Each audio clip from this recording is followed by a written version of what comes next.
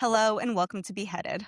Welcome to a special edition episode featuring author and historian Adam Pennington. I'm Megan Moore. And I'm Elizabeth Black. And I'm Adam Pennington. Welcome, Adam. We are so excited to have you on the show today. We have a book right in front of us called Henry VIII and the Plantagenet Poles. Did I get that title correct The there? Rise and Fall of a Dynasty. Thank you. Perfect. Megan and I both read this book recently, and it was such a fun topic for us to really dive into. We've done an episode before on Margaret Pole and her backstory, but this really dives into all of that. So today, Adam and us are going to talk about the Plantagenets, the Poles, how they interacted in King Henry VIII's court. But before we get started on all of that, Adam, we just wanted to know a little bit about you from your mouth, a bit about your background and what first got you interested in Tudor history. Well, thank you very much for the invitation onto the podcast. It's really lovely to be here. As far as if anyone has heard of me, they've probably heard of me because I run a Instagram account called the Tudor Chest, and that by extension, I also have my own podcast, the Tudor Chest Podcast, which, although it says Tudor in the name, increasingly I've expanded the remit to include the Plantagenets and increasingly potentially the Normans as well and the Anglo-Saxons. But so I'm a full-time historian, author, and really, I suppose my love of all things Tudor, Plantagenet, etc., did start young. I was very lucky in where I grew up. You can probably tell already that I'm English, but I grew up in the southeast of England, right on the border between London and Surrey, which meant Tudor history was always quite present. Obviously, we learn about the Tudors in school, and this is a misconception I think that a lot of people may have about the English, is that we learn all of the history, but we really don't. It's sort of a bit of 1066, the Tudors, and then World War One and World War Two. The other bits kind of don't really get much of a look in. But we did learn about the Tudors, and because of where I grew up in a house that basically overlooked Nonsuch Park, which is the home of Henry VIII's lost palace of Nonsuch. That also meant that Hampton Court was just a 15-minute drive. And everything around me, so where I live now in South London, about a mile away, there's this lovely village, and you wouldn't think London has villages, but it does, Carshalton Village. And there's a full-length statue in Carshalton Village of Anne Boleyn looking directly on to the ponds in the middle of the village because of an old legend that Anne was passing through one day on horseback, and her horse kicked up some stones, and from there a spring of water came through, and that's where the ponds came from. And there's now this well there, Anne Boleyn's well. So it's all around me. And then when I started learning about the Tudors in school, my mum loves history as well, and she really encouraged my sister and I to learn history. And then by pure chance, when I was learning about the Tudors for the first time around the age of 10, Anne of a Thousand Days just happened to be on TV. I don't know if you've seen it, but it's a film from the 1970s with Richard Burton as Henry VIII, Geneviève Bujold as Anne Boleyn, and it's just amazing. And it's from there that my passion, that's where I fell in love with Anne Boleyn as a character, and why, for me, Geneviève Bujold will always be the Anne Boleyn to beat. So it was a real mixture of sort of growing up where I did, and that rubbing off on me, I guess. It's such a cool story. I'm a little bit jealous, I have to say, coming from two women here in Arizona, but we love Tudor history and history in general and British history. That's a dream place to grow up. Very, very cool. Is non such a Yeah, place like None such place like it. none So, such place like it. Yeah. what is it about the Poles specifically that inspired you to Mm. write a book about them? It was twofold, really. The something that people may be aware of, but maybe not so much, is just how tenuous the Tudors' claim to the throne was, and the family that had the greatest claim in place of the Tudors were the Poles. But I mean, we say the Poles, or Poole as it was probably pronounced. Actually, in reality, Pole is the married name. The significance of Margaret Pole, her significance is that her birth name was Plantagenet. She was Margaret Plantagenet. And what drew me to this story, as I say, it was twofold. It was realizing that the Tudors had this really tenuous claim to the throne, and the fact that there were lots of people at his court who had a greater claim to the throne. So it was a desire to explore their story, but then the other part of it was wanting to expand and explore what is it that leads to Margaret's downfall. Because if people have heard of Margaret Pole, it's invariably because they have heard that she has a really badly botched execution at the advanced age of 67, which by the standards of the time is roughly like being in your 90s now.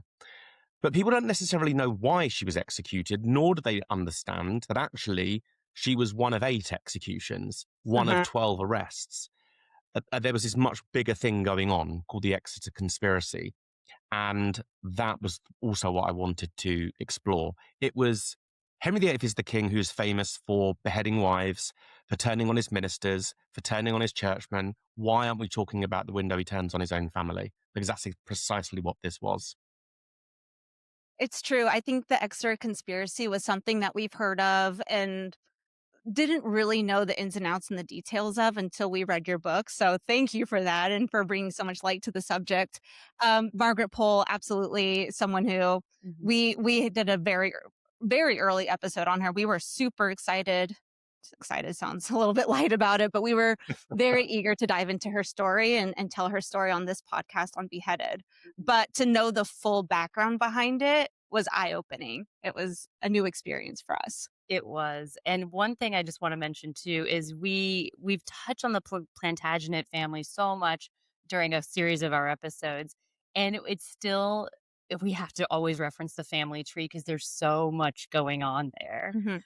So one of my questions to you is, just from a pure bloodline standpoint, how strong was that Plantagenet claim compared to the Tudors? If you could describe it, it's hard without a visual family tree, but if you want to kind of dive into that. Yeah, it's funny. I gave a talk last week at Peterborough Cathedral as part of the Catherine of Aragon Festival. My talk was about the rise and fall of Margaret Pole. And at one point, I did just bring up a family tree on the screen, and I could audibly see everyone go, oh. Try and help make sense of it. So who they are first. Well, firstly, to answer your question, how strong is their claim? It's far stronger. Their claim to the throne is far stronger than the Tudors. To help make sense of who Margaret Pole specifically is, she was the niece. So her father was George, Duke of Clarence, and he was the middle brother between King Edward IV and King Richard III. So she is a niece in the male line of 2 of England's kings. To give her a modern day comparable, you could maybe liken her to Princess Beatrice, dynastically speaking. And if we also then look at her mother is Isabel Neville, who's the elder of the 2 daughters born to Richard Neville, Earl of Warwick, the most powerful man in England, known to history as Warwick the Kingmaker, because he ultimately helped place Edward IV on the throne. Margaret is absolutely York. She's a member of the York family. As I'm sure many people know, the Wars of the Roses is ultimately a dynastic battle between 2 sides of the same family. They are all Plantagenets, but you've got these 2 cadet branches that split off into Lancaster and York. Margaret is in the Yorkist line, and the York line actually has 2 direct links back to Edward III. And those 2 lines, Margaret is directly descended in both of those lines, and they're completely legitimate. Henry VIII and the Tudors link is, firstly, as I mentioned, Margaret is a niece in the male line. Henry VII, and therefore Henry VII, his claim is via his mother, so it's in the female line, which, however we cut it, was viewed as less significant. But it's also ultimately via an illegitimate line, and that's the king. That's the key point to make. The Tudors descend from, on the English side, John of Gaunt, who was a son of Edward III, but they descend from John of Gaunt's mistress, Catherine Swynford. He later marries Catherine Swynford, and the line is later legitimised, but at the same point, it is made clear, yes, we're legitimising the Beaufort line, but they do not have a claim to the throne. So you've got yes, they have royal blood, but it is via an illegitimate line. It's stressed at the time when they're being legitimized, irrelevant of being legitimized. You can't claim the throne. Whereas Margaret's family is entirely legitimate. There is no whiff of any kind of illegitimacy. It's via two lines back to Edward III, each step of the way, totally legitimate. So there is they have a significantly greater claim to the throne than Henry VII and Henry VIII, as does, and this is a lovely thing that a lot of people don't know, Catherine of Aragon had a better Oh, I didn't know claim. that. Oh, Catherine of Aragon had a better claim to the throne of England than either of the men she married. What? I don't think I've ever known that. I didn't know that. I do Yeah. have a very serious question here. Oh. So I recently got really into my own family lineage, and I saw John of Gaunt way back in my lineage. So do I have claim to the throne because of that? Narrowly distantly, yeah, probably. I mean, probably like 800 in line to the. Yes, I mean, I'm but there. without wanting to burst your bubble too much, if we go, I mean, there's some mad statistic, like I think something like 82% of all Britons descend from William the Conqueror. Because if you But think I'm in about, there. we've all got 4 grandparents, 8 great grandparents, 16 great great grandparents. By the time you go back far enough, when we did our my dad did the family tree when he retired, we discovered. I don't know how well you can remember. Did you ever watch the Tudors? Of course. Yeah. We are millennial women. Of course we've seen it. I don't have much time for it, but there was one scene where they depicted my ancestor, which we discovered. So we discovered when doing the family tree that my direct ancestor, my times 16 grandfather, was a man called Sir William Pennington, and he was murdered in a church for speaking out against the Boleyn family. And it is portrayed in the Tudors. Yes, that's fantastic. So funny. I literally just watched these episodes like 2 nights ago. They don't, they're classics. They don't go bad. Oh, well, just one more family note. Our listeners know this, but my 15th grandmother was Mary Boleyn. No. Yeah. Well, that's amazing. What's so silly, and I've said this before on the show, is that we didn't know that for so long. My family, they're not historians. My father's from Nebraska, okay? And, we've always been told, oh, we're related to some beheaded queen. And, I knew we had some French in our background, so I always assumed somehow it was Marie Antoinette. As a young kid, I never looked far into it. And it wasn't until probably my mid-20s, now that we have so much access to online family trees and things, I was like, oh my gosh, no, it's Mary Boleyn. Yeah, that's cool. So your 15 times great aunt is Anne Boleyn. Exactly. Yeah, Auntie Anne. I know. Can't you see the resemblance? Just kidding. No. I guess getting a little bit more into the Exeter Conspiracy, can you generally explain what that was and how it was perhaps a real threat?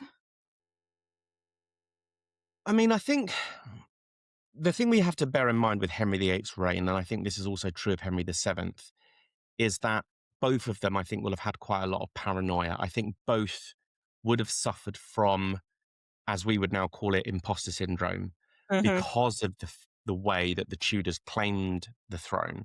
And I think we see that in Henry VII's desperation to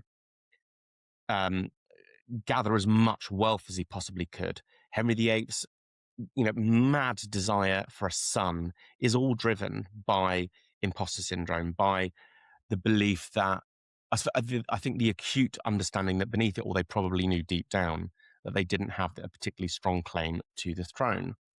As far as what the Exeter Conspiracy was, to explain it fully, I'd need to be with you for about 2 weeks. But in a nutshell, we're okay with that. We'll do a whole segment on it. Well, the first thing to also stress, actually, is that Margaret's life under Henry VIII is actually amazing at the start. When Henry VIII comes to the throne, he really celebrates his York relations, because I think we often overlook Henry VIII is half York. His father is not, he is. And he's actually much more like the Yorks. He's tall, he's striking. He was said to be his grandfather, Edward IV, born again. And when Henry VIII comes to the throne, he restores Margaret's family's lands and titles, But he does something really special. He does something actually pretty unique. He gives Margaret the title of Countess of Salisbury in her own right, which is so rare. I mean, the only other woman he does that for is Anne Boleyn several years later. It's vanishingly rare, and it makes Margaret the most powerful and the wealthiest woman in England in her own right. So he really celebrates his family.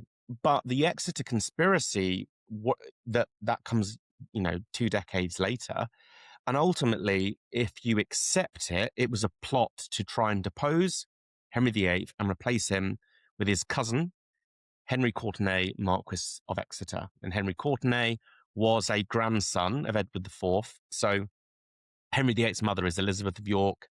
Henry Courtenay's mother is Catherine of York, a younger sister. So Henry and Henry are first cousins. The Exeter Conspiracy, really, there are two things going on, and it's one of those things that can only really have happened during the reign of Henry VIII. And I think because you've got these people who have a lot of royal blood, are Plantagenets, floating around his court, while the king is ripping up the rule book. He's separating England from the papacy in Rome. He's beheading wives. He's turning on his ministers and his churchmen. So he makes himself an emperor effectively in England. And then going alongside that, you've got these people who have a greater claim to the throne than him. So I think there will have always been that acute sense that there were this backup families in play. Where things begin is with Reginald Pole. So Reginald Pole is Margaret's third son, and when he was only 6, she gave him over to the church as a means of alleviating some of her financial strain.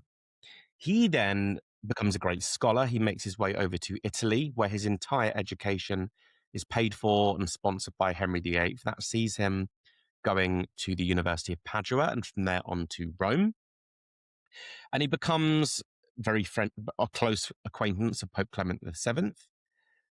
But when Henry VIII is trying to annul his marriage to Catherine of Aragon and marry Anne Boleyn, Reginald showed every sign that he would support the king and try and help get the annulment over the line.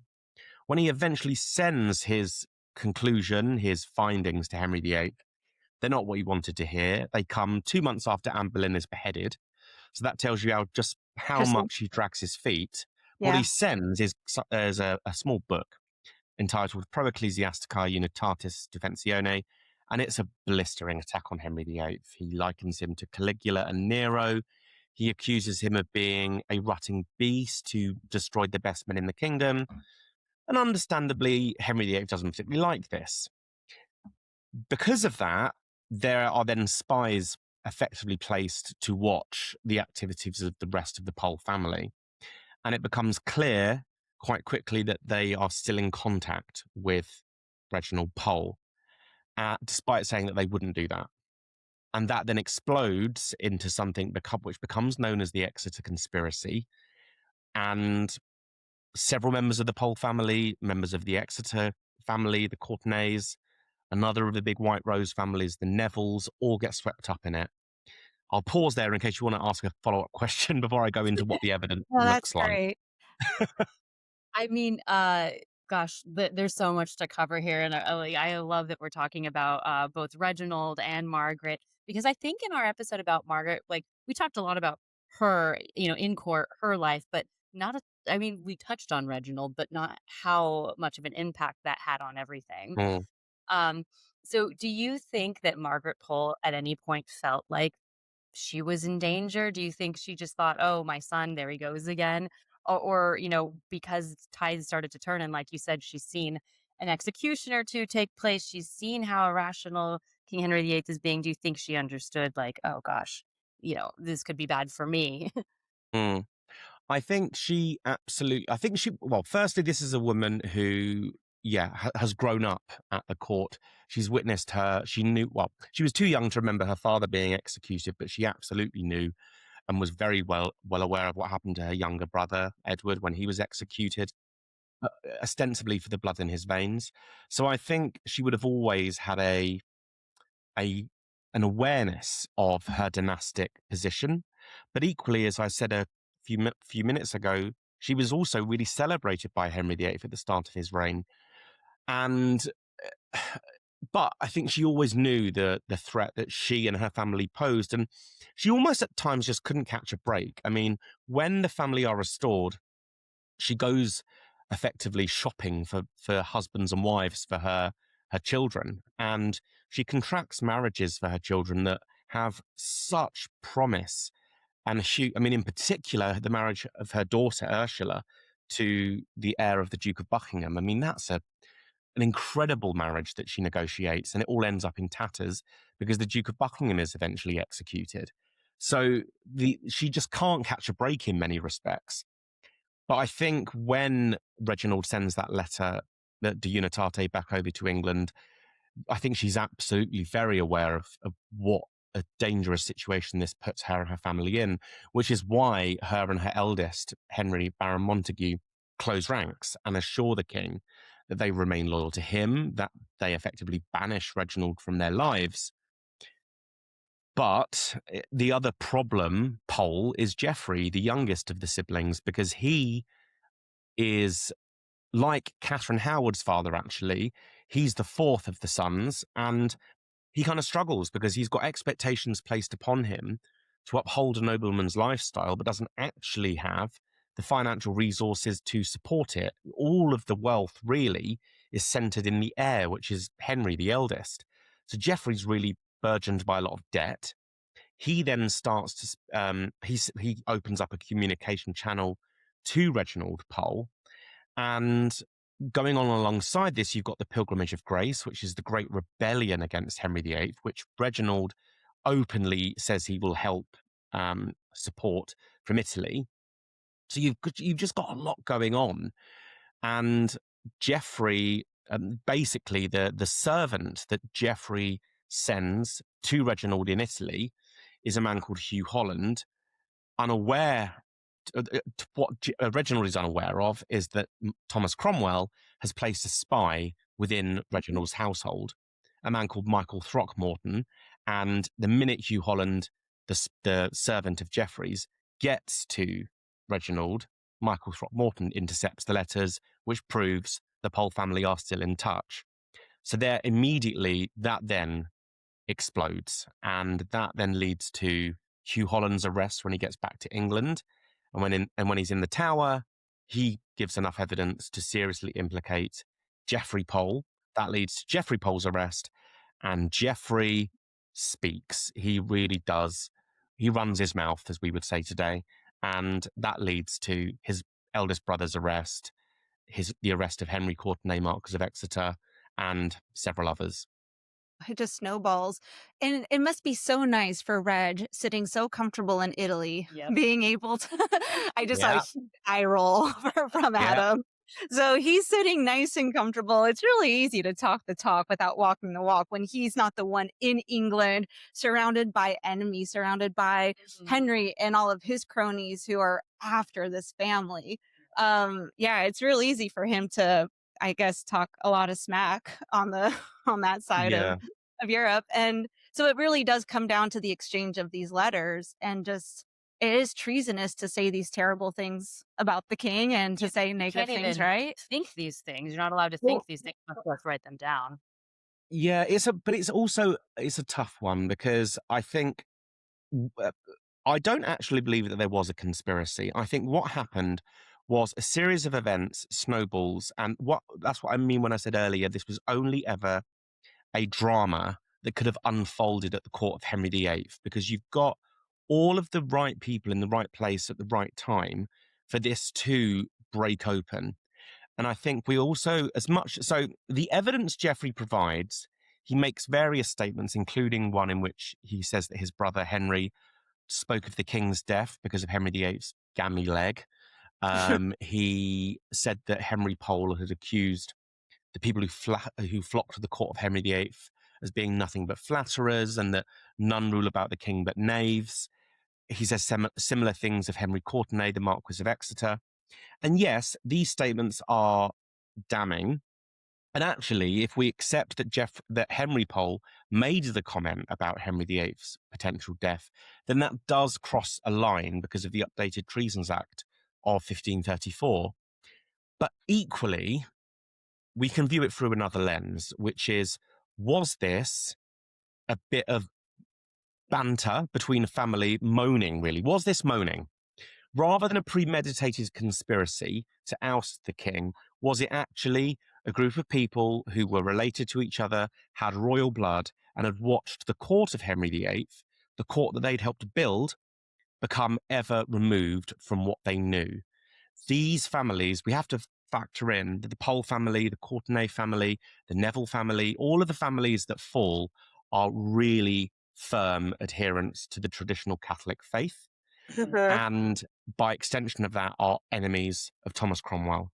And that is something we must consider, because the people that are arrested, what unites them apart from their blood is their dislike of Thomas Cromwell. And we know from the downfall of Anne Boleyn that Thomas Cromwell handpicks the men that are Yes. going to die. I mean, he really does. And it's my belief that 2 years later, he kind of does the same thing. He uses Reginald's actions and the Pole family communicating with him to turn the screw and to clear out a group of people who are opposed to him and have a lot of royal blood. It wouldn't have taken much to convince Henry VIII to proceed. I mean, the French ambassador to Henry VIII's court, Louis de Perrot, Sieur de Castillon, he literally said to him a while earlier, Henry VIII said to the French ambassador that he wants to exterminate the House of Montague, which is Henry Pole's that's his title. So yes, from one perspective, we can look at it and say they were talking and saying things that were treasonous, but I think we can also look at it from a different angle and say, was it moaning twisted into a narrative to serve Thomas Cromwell's purposes as well? Ugh, there's so many layers to it. But Cromwell always seems to be the common denominator here. He does. Yeah. Cromwell, I mean, but I also think, by extension of that, had they got hold of Reginald, none of it would have happened. I think that's Yeah. I think that's it. So where I say Cromwell turned the screws, I think he used this as a means to an end. But would it have gone that far had they got Reginald? Probably not. But we can't say. But I think that it is Reginald that is the issue, but it snowballs into more. Absolutely. And I love that you point out, here and in the book about how the Poles, the Plantagenets, they are very old guard, right? They are the traditional Catholic faith. And this is a lot for them to handle with, Totally. completely changing the religion of England. So do you think the conspiracy was more about the opposition to the Reformation or the succession? Well, given that I don't believe the conspiracy was a legitimate thing, Hmm. it's kind of what I would say actually is, again, I would repeat what I said earlier, whereas that I think actually it's something that could have only ever happened at Henry VIII. I just can't picture it actually happening anywhere else, because really, you've got, and that's what I mean when I say it's kind of everyone's in the right place at the right time. I think the succession is part of it. I do think there's that, because the Tudors famously have a bad time in producing lots of children. That is not something that the Plantagenets suffer with. I mean, they're known as the Demon's Brood. That's their nickname, because they have this ability. They have this ability to have children like rabbits. I mean, Margaret Pole has 34 grandchildren from just 4 children. Henry VIII has no grandchildren. Yeah, they that's a lot. they are this endless network, really, of cousins and people with royal blood who just, I think I described them in the book, they're like a ready-made affront to the Tudors. And they can't help that. It's just who they are. But so I think it's a mixture of so much going on. It's a mixture of their opposition to the Reformation, which is why Cromwell wants them out of the picture. Reginald talking shit and causing dramas, then just who they were. Their sheer, the thing they couldn't change, the blood in their veins and who and what they were. So there's so much going on, which is Yeah. why I say it's the only thing. It can have only ever happened during the reign of Henry VIII, because this is the king that does separate England from the papacy in Rome, which was something that the Pole family deplored, as did the other noble houses.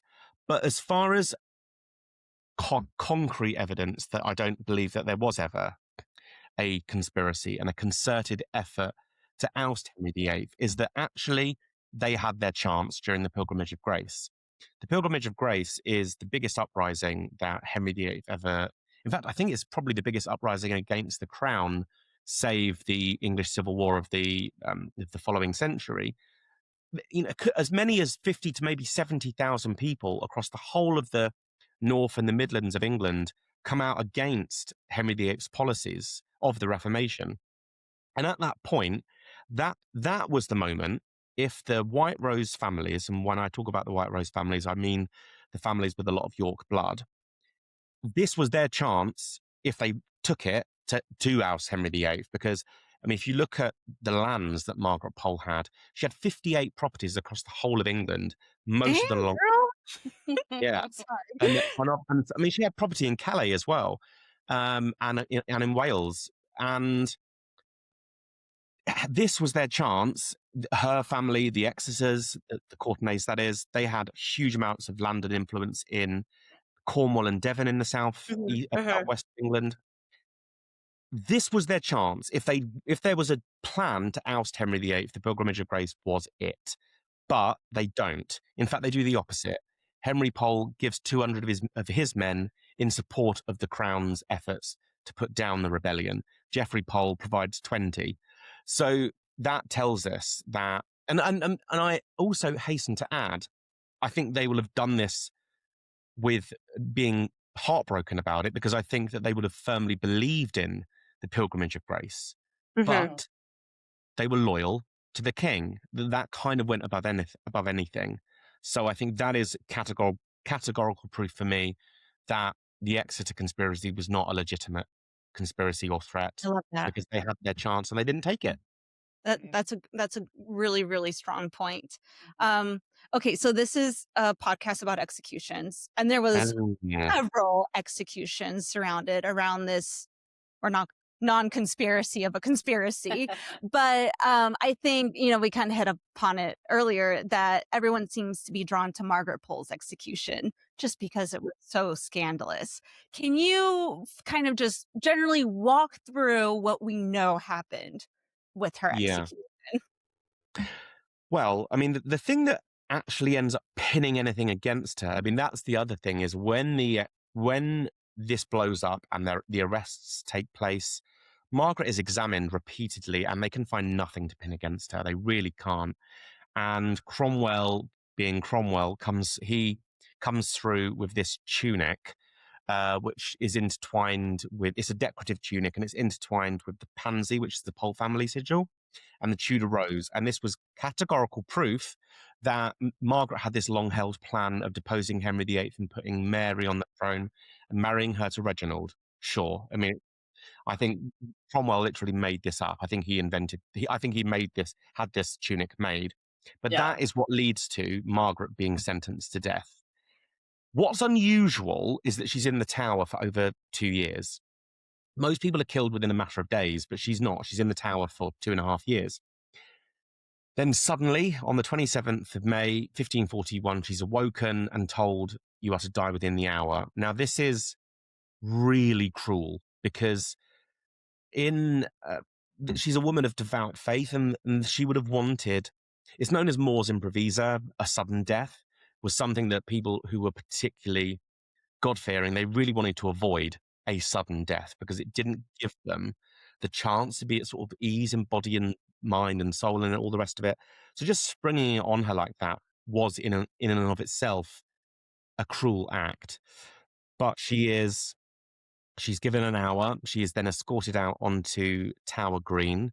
So she's not executed before the baying crowds on Tower Hill, where her eldest son was executed.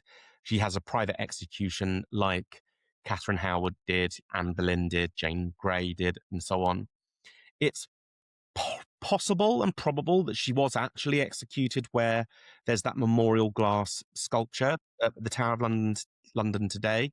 That is not where Anne Boleyn was executed. And so if you're listening and people are visiting the Tower of London and you want to be where actually Anne Boleyn was beheaded, just stand where you queue up to go into the Crown Jewels. That's where Anne's scaffold was. But Margaret's the speed at which the sentencing is passed, there is no scaffold, and instead a low wooden block was just put directly on the ground. Now, there immediately we can also therefore discount quite a famous legend. There is a legend which sees Margaret refuse to lay her head on the block, and the executioner swinging down and hitting her shoulder, at which point she jumps up, runs around a scaffold, being hacked apart. I'm pleased to report that didn't happen. It's apocryphal. That story came years after she died, and we know that it didn't happen because we know categorically that there was no scaffold. My reading of the extant accounts is that she doesn't in any way struggle, and that she follows execution etiquette, for want of a better term. A low wooden block is put on the ground. She kneels down. It's possible it's so low that she has to lay down. What she does do, which is kind of really shady, but I kind of love her for it, is that she says prayers for the king and the queen, which by this point is Catherine Howard. Mhm. She says prayers for Prince Edward. She says prayers for Princess Mary, but she notably omits Princess Elizabeth. Ooh, she's a quick one. Yeah, I mean, Margaret Pole brought Princess Mary up. She basically she was after Catherine of Aragon, she is Mary the First, Princess Mary's the most influential woman in Mary's life. I have no doubt about that. That extends to a dislike of Anne Boleyn and, by extension, Anne Boleyn's daughter. And I think we see that categorically in Margaret's decision to just throw a bit of shade before she submits herself to death. Go Marge. I like her. Yeah, I kind of live for it, even though Anne Boleyn is my sort of my biggest, the figure from history that I love the most. I kind of love Margaret Pole doing that. Margaret lays her head down, and this is sadly where things do go wrong. The regular Tower headsman had gone with Henry VIII on progress to the north of England. I think Henry VIII basically wanted him to come along in case he felt like executing some people when he got to the north. I'm assuming, sure, it's Henry VIII. And instead, a axe was given into the hands of according to Eustace Chapuis, the imperial ambassador, a wretched and blundering youth who literally hacked her head and shoulders to pieces. And another account suggests 11 strikes of the axe were needed. So it was extremely badly botched. I don't believe that it was as dramatic as it's said. That whole running around bit, I don't think happened.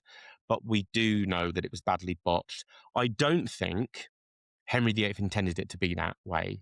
I think it was just a tragically botched execution. I don't think Henry VIII would have wanted her, and I know that that's me psychoanalyzing someone from 500 years ago, but I think that I don't think he would have expected it to be. I don't think he'd have wanted it to play out as it did. I Okay. think he wanted her gone, but I think when he heard what happened, because it would have been reported back, I'm inclined to believe he would have been slightly horrified. Mm. But we can't say. So yeah, and she was then buried in the chapel of St. Peter ad Vincula, where she remains to this day. Her bones were actually uncovered during the reign of Queen Victoria and examined, and all that was said was that they belonged to a woman of considerably advanced years and that she'd been unusually tall for the time, which actually doesn't surprise me because the Yorks were known for their height.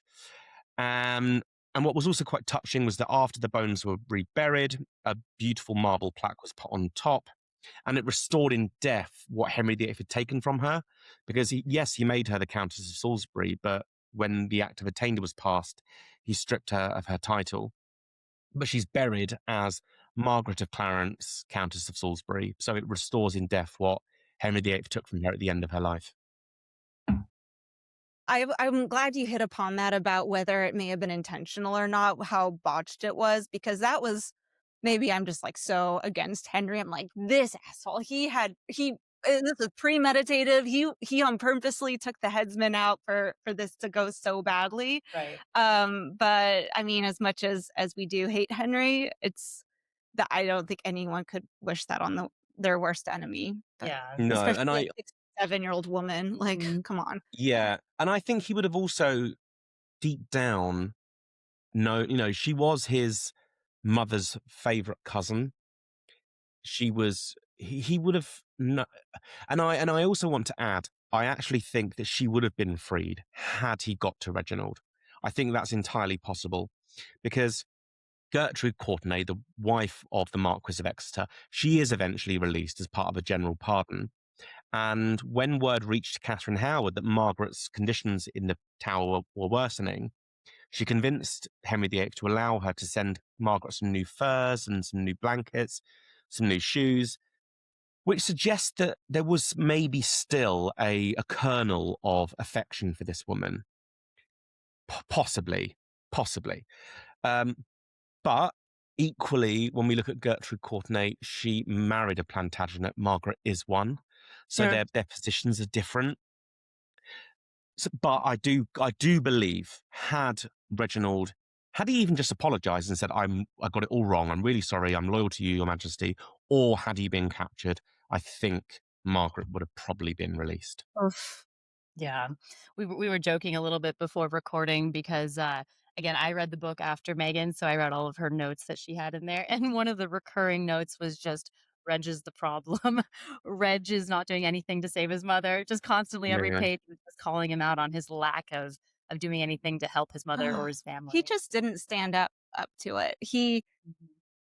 He sees his whole family being arrested, his older brother is executed, his friends, his cousins, and then when his mother is arrested, it's like, at what point do you kinda own up to it and give yourself up? But, yeah, he had different plans, and sadly, it was Yeah. the rest of his family who was the sacrifice. Mhm. Yeah, they were the scapegoat. I think that is definitely true. But I think without wanting to defend Reginald too much, I think we should also always factor in that this is an age of fervent religious belief. And one's religion often held greater weight for people. Re- um, Religious law held greater weight than secular law, I suppose, for a lot of people.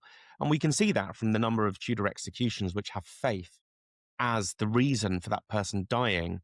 And so I think Reginald, it can't have helped that he was separated both by space and time from his family. Had he been raised in the bosom of his family, had he actually been in England and seen for himself what Henry VIII was actually doing, because he's only ever actually hearing about what's going on third party. He's not seeing it for himself.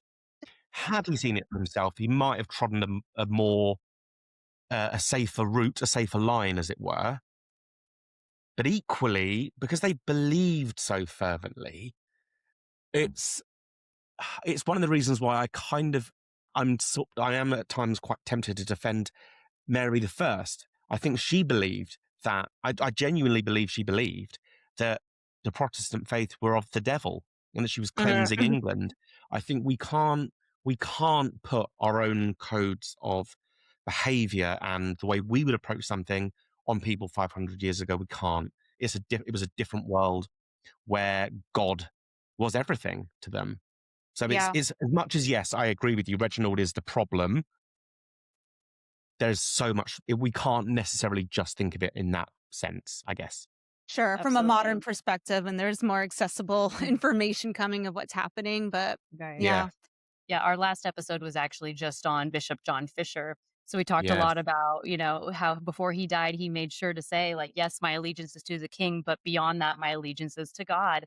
And same Mm, thing with Thomas More. We see those parallels throughout history where they're willing to die for it. They're willing to say, this is my faith and I will die defending it. yeah, yep, Um, but exactly. back to the active attainder that you had mentioned, we Mm, know that this was something that had really become in play probably in the late 1530s, early 1540s, when it wasn't a conventional trial, right? It was the uh, legislative branch deciding the fate of somebody, deciding on the execution, taking away titles, and there was no conventional trial. Was that pretty common in that era? What started that, and what were some of the consequences of that? It's not very common. And it was usually where they became more common as the reign progressed. I mean, they really became more of a thing thanks to Thomas Cromwell. Our buddy, once Yeah, again. our buddy Cromwell. Actors of attainder were usually where there was so much evidence that it was deemed unnecessary to go to trial. With Margaret, I actually think that it was not the reason it didn't go to trial. I think it was a case of strategic silencing, almost as though because she defended herself so well when she'd been questioned. I mean, the Earl of Southampton, who was questioning Margaret, he wrote to Cromwell, basically saying she's either a perfect saint or the most errant traitress that ever lived, because they just couldn't find anything to pin against her. And it's my sense that they knew that to put her in the stand would have been a gamble. I think it would have been a gamble for the crown. I think had she had that chance to speak, she would have just been too convincing. So I think it was more about actually strategically silencing her to get her out of the way. I don't necessarily. In that respect, it was quite unusual. I think it would have been deemed too much of a risk to the crown to give Margaret the opportunity to speak, basically. How Mhm. convenient. How convenient that they have Yeah. this little act in their back pocket to use when A- they need to. And a tunic that just appeared out of nowhere. Yeah, and And I mean, Cromwell it, referenced. he literally lifts it into the air. So in the Parliament is gathered as the attainder is being read out, and the language is so, it says Margaret by instigation of the devil, and it's so dramatic. And as this is being read out, Cromwell lifts the tunic into the air. It's so At it. stage I want a managed and movie. I dramatic. want a movie of this. I don't want just the Tudor showtimes. I want a full Right. 2.5 hour movie at least. And, A series, a whole and series. Margaret should be like, "What is that? What is that shirt you have?" Oh, look, are those the initials of your own seamstress sewn into the, into the hem? Or Well, that was the thing. It was literally this tunic was found among linen goods at Warblington Castle, which was Margaret's primary seat. And for all we know, it might have been a legitimate thing that just showed the fact that her family and the Tudors were related. That is possible. Doesn't yeah. necessarily mean that it was Margaret's. This was health proof that Margaret planned to marry Mary to Reginald, or it could have been a forgery, which is probably what I think it probably was. Do we really expect this woman to be like sitting in her home being like he, I'm gonna like fantasize this takeover and do it by symbolically sewing together these emblems together? Like, no. Exactly. This was a woman who would have. This was a woman who would have spent her life trying to remain out of the Tower of London. I firmly believe that. So Yeah. I don't. Yeah, I don't believe She's for a been second that. surrounded by execution her entire life since starting with her father and her brother, and True. she was no stranger to the consequences of what would happen when you get on Henry's bad side. Yeah, Um which kind of takes us to one of our final questions about this entire topic is this is so at this time, Henry's married to Catherine Howard, right? He's yeah. already had one wife executed. He's divorced two others. Do you think this execution and how they treated Margaret would have changed people's views in Henry? Do you think this was kind of a turning point, or were people already seeing him as more of a tyrant? Did this add fuel to it? Were they loyal? What were the people's perspective? I think people were appalled by this. Mm, The reading on it is that it was viewed as a shockingly cruel and unnecessary thing to do to a woman born all but a princess. This is an elderly lady who had served the Tudor court, was a and was a real. She was kind of like a living dinosaur, and I don't mean that in a negative way. This is a woman who could well remember Edward IV, Richard III. She is Yeah. a living embodiment of a bygone era. And I think people saw her as that and would have been just appalled at what happened. So I do think it's a turning point. I think the fact that we see Catherine Howard, who is perpetually portrayed as this sort of airhead, the fact that she's cognizant enough to go, this is an elderly lady in the tower. I want to try and help her. I think that tells us quite a lot about Catherine, actually. Right. So yeah, I do think this is a turning point for the way people perceive Henry. I've always, and I didn't really touch on it much in the book because I couldn't find anything to go on. But I would love to know what Mary thought about it all. Did she ever approach her father and say, "Please don't do this"? Yeah. We've got no evidence that she ever mentions it, but she must have been heartbroken. I mean, Margaret brought her up. Yeah, she's like a Um, mother to her. yeah. So I think, yeah, yes, I think this appalled Yeah. people basically. Yeah, so much to cover. I love this. Again, we touched on it. I think the reason we tackled this so early on into our podcast was because it was rumored to be this horrific death. And so we're like, "Oh, Mm. great. Season 1, let's cover this one." And now that we've done a few seasons, we know so much more about the Tudor dynasty, about the Plantagenets. It's so great to come full circle and see how all these things connect. As I said earlier, there are 8 executions. Margaret is the last of them. Of those, there's 5 beheadings, and 3 people are hung, drawn, and quartered as part of Ooh. this. It's just that Margaret's case is the most well known. Mhm. There are 8 executions, and there's also the most mysterious part of the story. There's a boy of royal blood who vanishes inside the Tower of London altogether, which Yeah, is I was A gonna bring third that up. prince in the tower. Yeah. yeah, No, the third prince. I mean, he was never a prince, so Right. it's kind of but I refer to him as the third missing prince in the Tower. Margaret's grandson, Henry Pole the Younger, so Baron Montague's heir, he enters the Tower as a teen, sort of 12, 13, as a prisoner alongside his father and his grandmother. And the last reference we have for him is in 1542 for payments for his food. Thereafter, he vanishes. We have no clue what became of him. And someone of that status, we would have heard about what he grew up to be, Mhm. titles, land. Yeah. Sad. Yeah. Very Well, sad. that's the thing.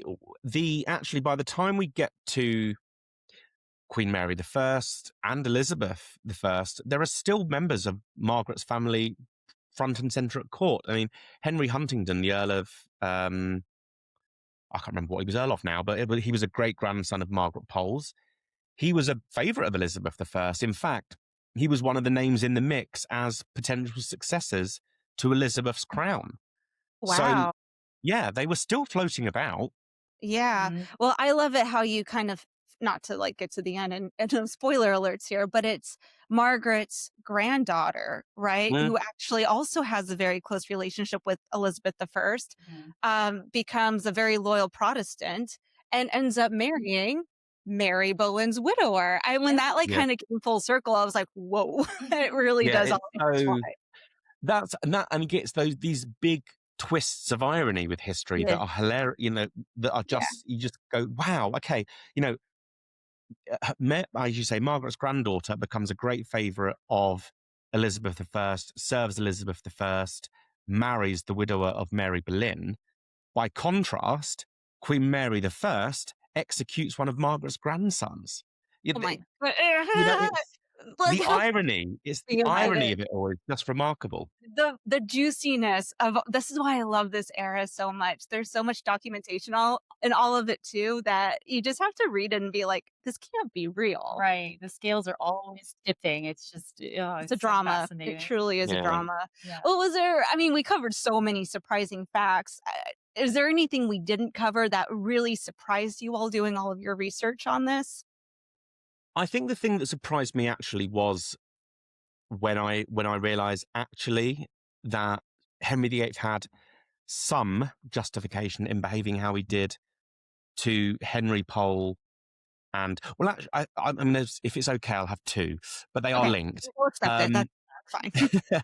it's the fact that I didn't go into this expecting to find any evidence to support any of Henry VIII's actions, and I had to I changed my mind because unfortunately, if Henry Pole did talk about Henry VIII's death, then that does cross a line because there is an update to the Treasons Act of 1534, which states that even thinking about the Yes. king's death is treason. And Yep. so, under the law of the land as it was at the time, Henry Pole does cross a line and is guilty of treason. It's the same reason that Anne Boleyn is actually guilty of treason if we accept the Dead Men's Shoes quote. Now, I don't believe for a second that she was ever unfaithful to Henry VIII, nor do I believe, as I've made clear, that the Pole family actively conspired to oust Henry VIII. But if Henry Pole made that statement about Henry VIII's health, it does cross a line. So that was a surprise. And then the bigger surprise is the biggest surprise I think Henry VIII ever makes. Geoffrey Pole gets a pardon. he walks out of the tower. It's such. I mean, he does attempt suicide twice, which I think we have to take into consideration. The severity of that, the act of trying to commit suicide at this time, that's the gravest of sins as far as the church is concerned. So I think that tells us a lot about Geoffrey Pole's state of mind. So when I realized, oh, hang on, Geoffrey gets a pardon, that was a real surprise as well. It's the story that keeps giving so many twists and turns. That is one thing when I was reading the book, I kept thinking, oh, Jeffrey's going to get his, like, what's going to happen to Jeffrey? And really nothing happens. No. Poor little Geoffrey. Yeah. What would you say the biggest takeaway you hope readers are left with after finishing your book? Hopefully that they go, there's more to the reign than the Six Wives. Yes. And I don't mean that. I don't mean that the Six Wives are iconic, and I love the story of the Six Wives. But there is more to Henry VIII and the Six Queens, as we should really refer to them. Right. There is much more to his reign going on. So my hope is that people go, actually, it's again maybe twofold, is that there is more to the story than that main storyline of the Six Wives. And also, hopefully people go, I need to go away and spend some more time getting to know the Plantagenets. Because they're a fascinating bunch. They were on the throne for 3 times the amount that the Tudors were. If people have watched Game of Thrones, that's a massive play on the Wars of the Roses. If you've watched House of the Dragon, that's a massive play on the Anarchy, which was back in the 11th century. There is so much more history out there than just Henry VIII. Right. They should get their own Broadway musical. Plantagenets. The Plantagenet. Plantagenets, the musical. I like that. Are you currently watching Night of the Seven Kingdoms? I am. Yes, I am. It feels so different to the other. It's very different to the other shows, but I'm enjoying it. Yeah, I love. I don't know if we get the episodes at the same time, but we just finished episode 3, where there's a big reveal at the end of the show. I don't want to spoil it. Hold on. I haven't seen any. I know of it that's yet. why I'm not going further, but I just want to say I'm excited for what's next. All right. I put 2 and 2 together with that one. Oh, I should have. I knew there was a connection. I wasn't sure what the connection was because of his reactions. Again, not spoiling. I feel like I'm the one like, what are you talking about? I want to know, but I don't want to know. I don't want to know. Won't discuss I'm not too in much on of the it. secret. But good for you, Adam, for knowing that before they reveal it. It was because something occurred to me from a callback from Game of Thrones. There's a scene in Game of Thrones where, do you remember the blind maester at Castle Black at the wall? Yes. There's a scene where he starts saying egg, egg, egg. And I was like, it all just coalesced. What's with the egg? What's with the egg? Megan, Okay, you we'll haven't talk seen any offline. of this. We'll talk offline. Egg is a person. Egg is a person. Yeah, it's a little boy. Okay. The little boy. If you've seen the first 2 have you seen the first 2 episodes? No, I haven't seen any of it. Right. Egg is a boy. Egg is the little boy in it. That's a great name for a kid. Gotta say. We'll talk offline. All right, we'll continue. Well, okay, so if you haven't read it, everybody needs to get their hands on Henry VIII and the Plantagenet Poles: The Rise and Fall of a Dynasty by Adam Pennington. Where's the best? Is there a preferred place for people to get your book? Straightforward Amazon. That's the easiest. That's what I did, and I always feel like a little guilty about the Amazon. Without Amazon, my right arm would be cut off. I mean, I know it's the worst, but it's We also love so to bloody hate it. convenient. I We hate to know. love it. Especially us in Hate to love America. it. All these authors are like, "Oh, go to your local bookshop." I'm like, "Unfortunately, our local bookshop doesn't carry the latest British historians' work." As they should start a protest over We that could one. start We our could own start bookshop. Yeah, start our own bookshop. That would Great be a idea. great idea. Um, anything anything in the works for you right now? Are you still heavily focusing on this topic? I don't know if you can reveal. It's okay if it's all hush hush. Secret. Um, There's a couple of things. Yeah, I can't reveal too much. You mentioned about 20 minutes ago about a movie. There's not a movie, but there is a documentary, not far in the distance, that I'm involved in. I'm not. okay. I'm not the main star, but I'm involved in it. I will be on screen Exciting. for Congratulations. National Geographic, which is really exciting. Um, and then I'm now working on another book, which it's 3 years away because it's a Okay. bit of it's a beast. But I'm basically and it's currently with my agent actually. But I'm doing, I'm telling the history of the royal consort from Matilda of Flanders, who was the wife of William the Conqueror, right through to Camilla. Oh my goodness. Okay, Holy that's just moly. like a small undertaking. Yeah, but what Super it's well, super easy. You narrowed it down. yeah, what it's about really, it's what I'm examining is the office of consort and how, so each chapter, each consort that's included, I'm not necessarily telling their birth to their death. It's the window they were the consort. So how does Anne Boleyn impact Henry VIII's reign from 1533 to 1536? How did Guildford Dudley impact the 13 days of Lady Jane Grey? How did Prince Philip impact Elizabeth II? So it's about the office of consort. But yeah, it's a bit of a beast.